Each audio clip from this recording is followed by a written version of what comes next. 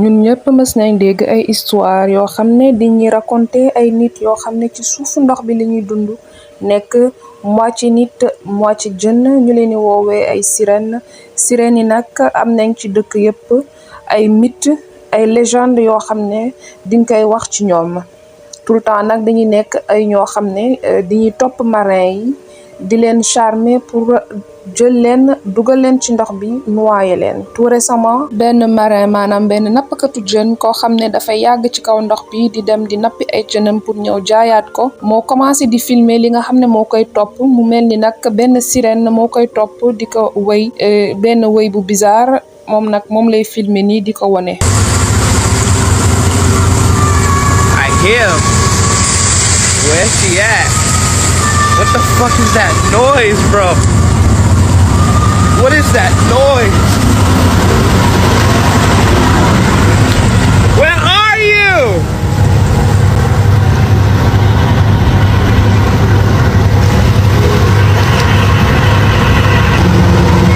This is crazy. I heard it. I heard it. I hear it.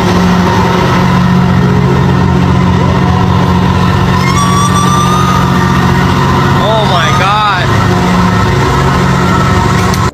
That's crazy. That's nuts.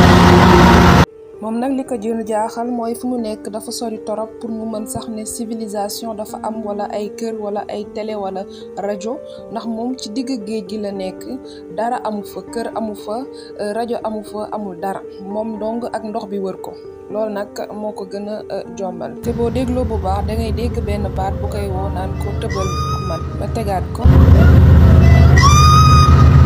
bu mu jéemee nag di tëdd nelaw pour noppalu mu am nag luy fëgg ci kabinam mu ngi noonu tiit na nag.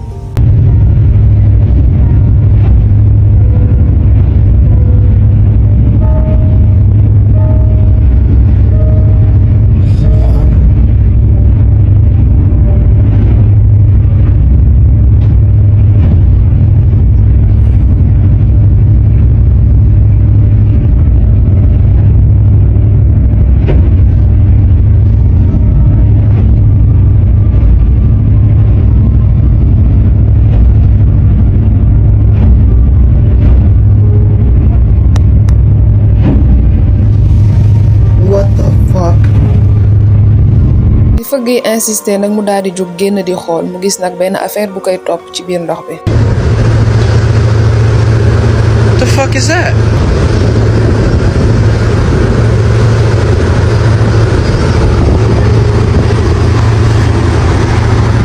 I got another one over here.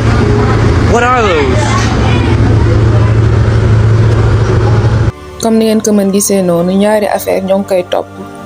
di topp batoom nag vitesse boo xam ne jaaxal na ko trop nit ñi nag comme que bëgguñu ko woon gëm ndax fii loo fi posté nit ñi diñu yaakaar d'abord ne fake la moom nag la doon wane ne du batoom moo doon def loolu mu wan leen d'ailleurs partie bateau yi nga xam ne moom ñooy xëcc d'habitude kii de pêche yi fan lañ nekkee moom nag la doon wane pour que nit ñi comprendre ne que moom inventé wul dara affaire bi dafa am te daf ko dund.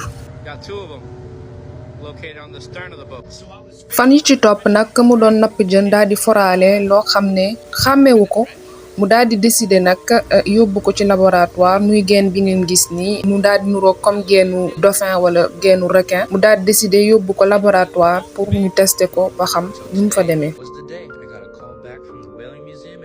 bu mu ko yóbbee foofu nag ci biologiste bi nga xam ne moom mooy traité lépp luy vie marine vie aquamarine bi kooku nag def ay mesures woote fu nekk envoyé ay photos envoyé ay échantillons sauf que geen bi nu mu tabaxoo nu mu mel nuroowul ak geenu dauphin wala requin wala cachalot wala beneen xeetum jën boo xam ne habituellement moom la ñuy gis foofu ci seen géej googu muy nag loo xam ne biologiste bi moom ci boppam daf ko yéeme amul nag solution.